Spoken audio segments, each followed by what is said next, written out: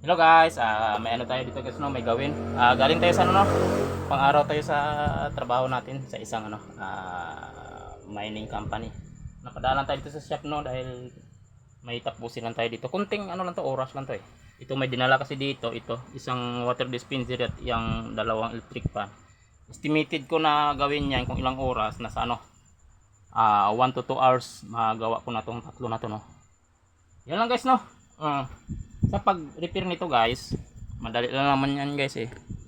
Kahit na mga electronic pa yan.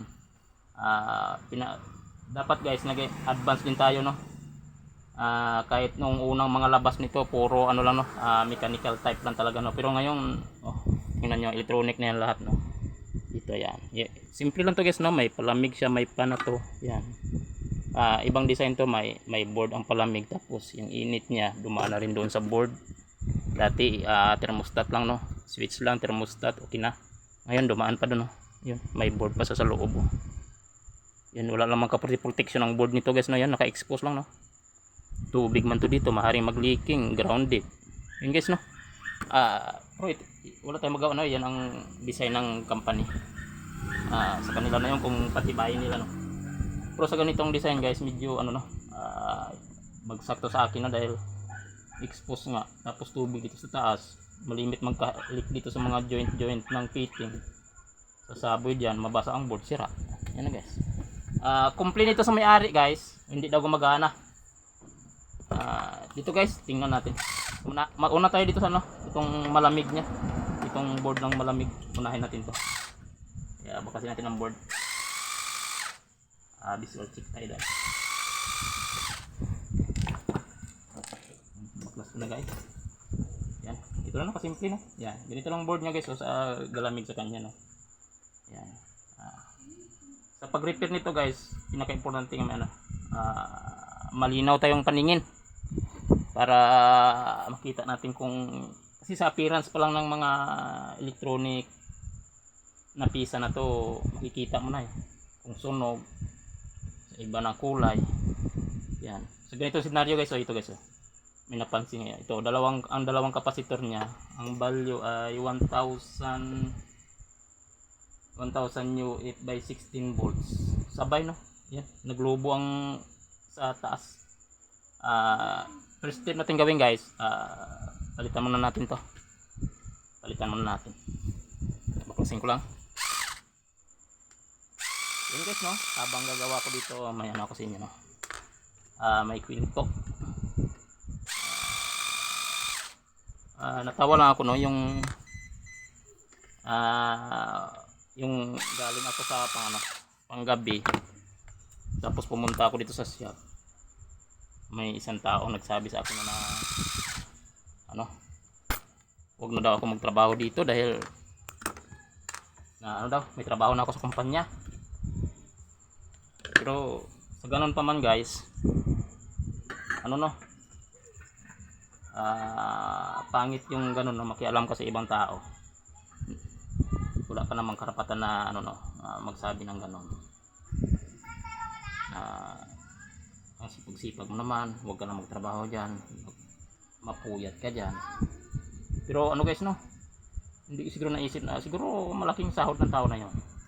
Dahil nasabi niyang ganun, pag may trabaho na parang sinasabi niya kasi pag may trabaho ka na sa kumpanya, huwag ka nang magtrabaho sa ano, huwag ka nang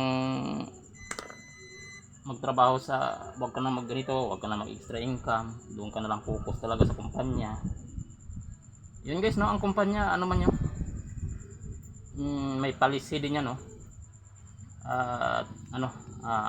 May termination yan yung tinatawag sa, kung magkamali ka sa mga policy nila, automatic ka dyan. Pag magkamali ka nga, may termination niya, patakaran, policy yun, talagang mapapatupad yun.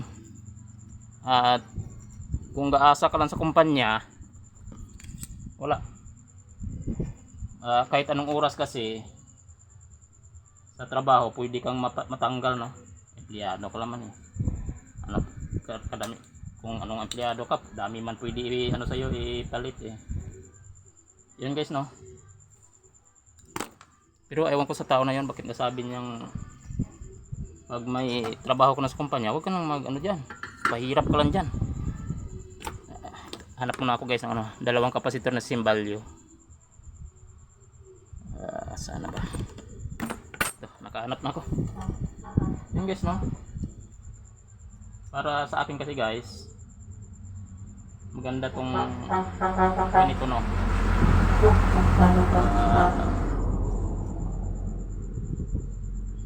Hindi ako makapokus sa ginakwento ko guys, sa may ginagawa kasi. Yan guys, no? Siguro dahil nasabi ng tao na yung ano, siguro sa isip ng tao na yan, yung ano pala, yung tawag dito, parang ano na, contented guys, no? Pag sinabing contented guys, parang ano na sana, kontento na, may sahod sa bawat katapusan kinsinas, yun, no? Ang ganda rin yung ganun guys, para hindi ka pressure, contented ka na. Para sa, pero sana sa pagiging contented mo, maano lahat na, may ano ka, may pagkukunan. Halimbawa sa mga emergency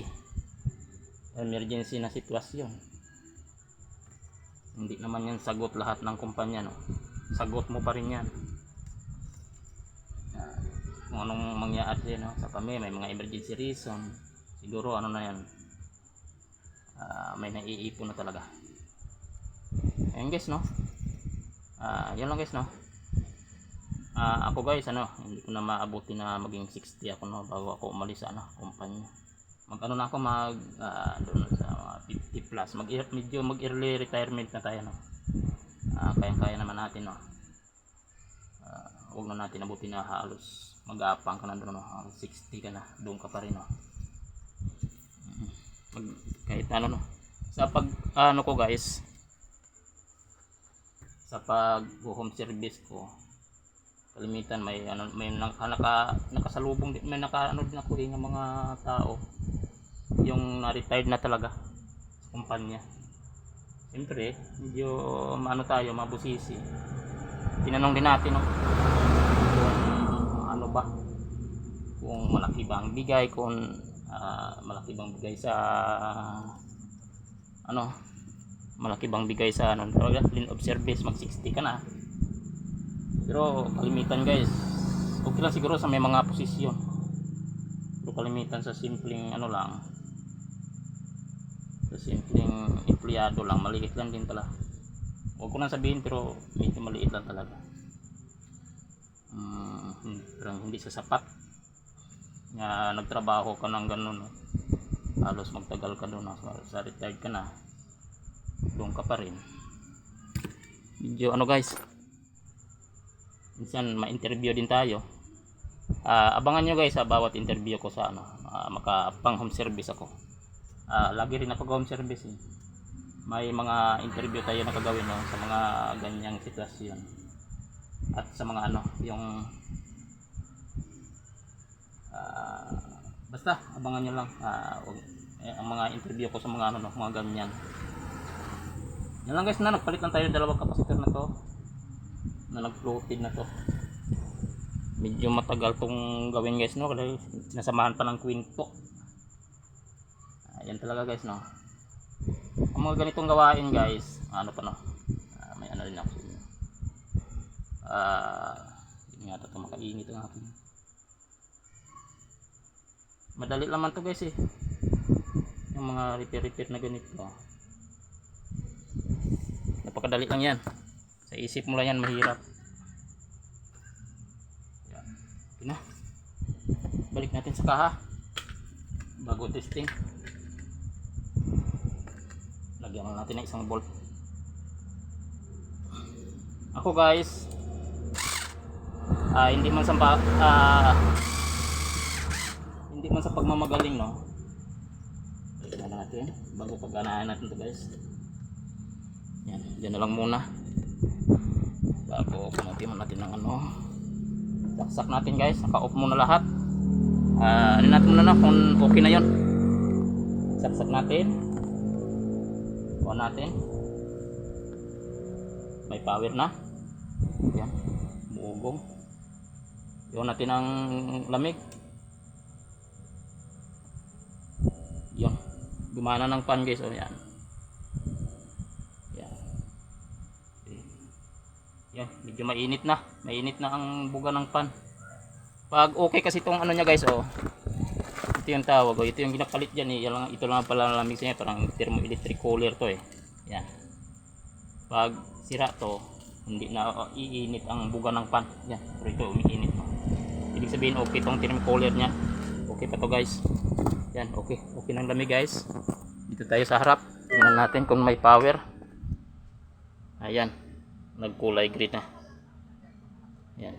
Ito, ano siya? Warning sa walang tubig no. Yan, ganyan yung warning sa walang tubig. Tapos may green na. Tapos dito naman tayo sa heater. Heater naman ang pagganahin natin guys. Yan guys.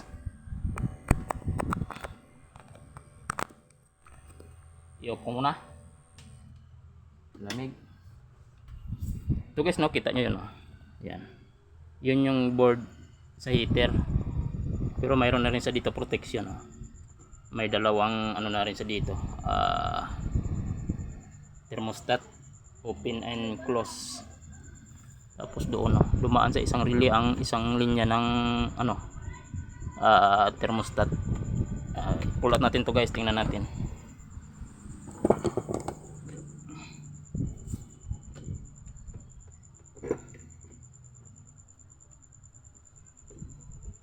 Yan guys no, asa ano ba tayo ba sa kwento natin? Parang nakalimutan ko na. Mahirap pala magkwento habang gumagawa guys no? Hindi ka makapokus. Doon na pala tayo guys ano. Yung kayang-kaya natin mag ano.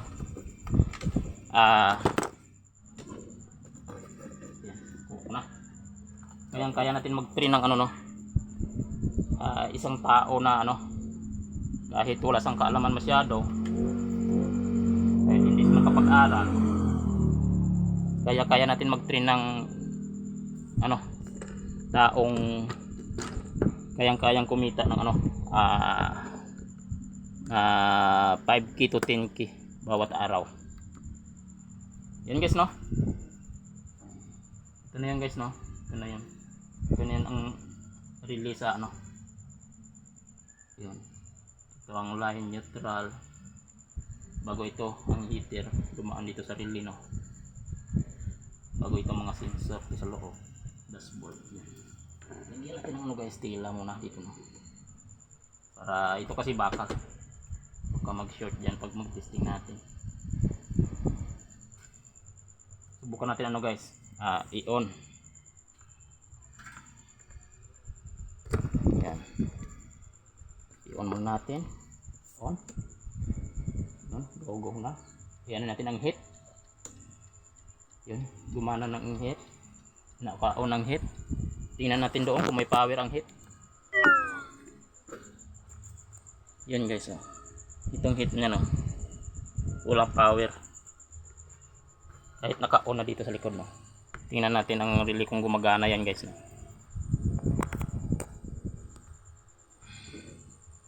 I-stop ko na, i-off ko na.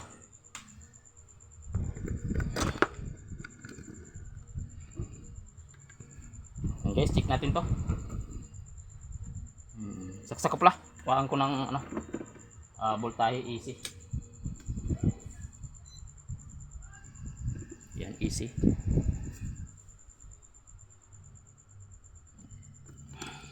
Saksak ko muna. On. On ang init. Kuhaan natin no, voltahe ang easy. Ito easy line dalawa no. Sa easy, yan easy. Ingat tayo ito kan may power to guys no, high voltage to. Easy to direct itong easy. Tingnan natin kung may 220. Yan guys, mayroon naman 220. Dapat naka-jump sa dito. Ito kasi ng relay, ang ano ng relay no. May switching ang relay, may 12 volt supply para ma-on ang relay no. Para maka-jump dito ang power. Mag-on tong relay para maka-jump dito sa heater para gagana ang heater. Dito dapat masukatan natin ng 220. Yun, wala guys. 1.5 volts lang. Wala no. Maaring hindi nag-supply, maaring hindi nag-on ang relay no. Ano natin.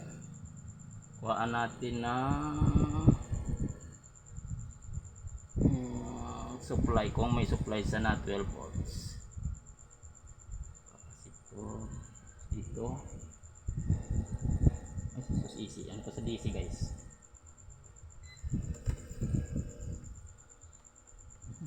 Hold man. Select. Yan DC na. Tapos capacitor. So tingnan natin kung may 12 volts supply ang relay. Yun, mayroon guys, oh. Yan, 12 volts. Mayroon namang supply 12 volts, no? Pero hindi pumupunta ang ano dito, no? Ang neutral supply. Bunutin ko muna guys, muna. Yan. Bunutin ko muna. May supply, maaaring sira tong relay guys, no? Ito. Ang relay na yan. Subukan natin i-jumper muna, no?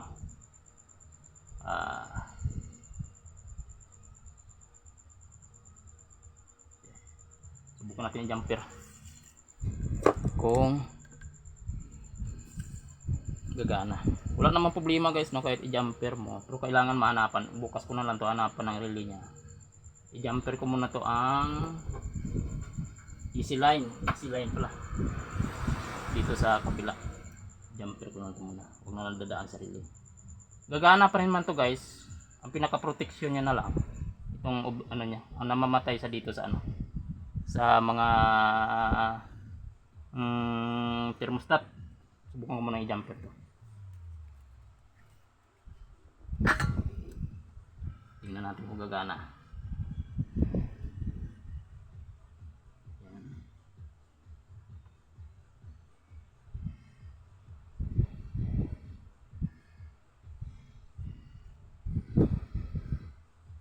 Yan. Naka-jump na.